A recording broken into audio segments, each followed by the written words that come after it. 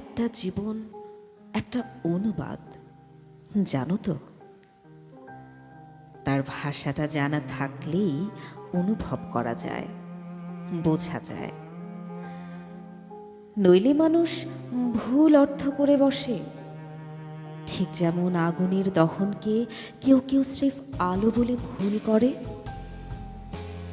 আমি তো আমার জীবনকে তোমার ভাষায় তর্জমা করতে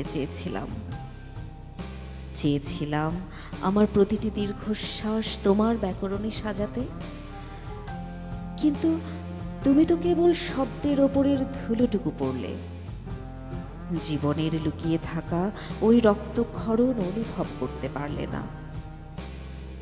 সবাই তো শুধু এক একটা সার্থক পাণ্ডুলিপি হতে চায়।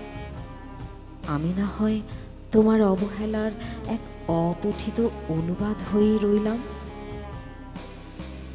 একদিন যখন শব্দের আকাল পড়বে তোমার ওই রঙিন ভুবনে, সেদিন হয়তো বুঝবে এই ভুল অর্থের আড়ালে কতটা সত্য ছিল।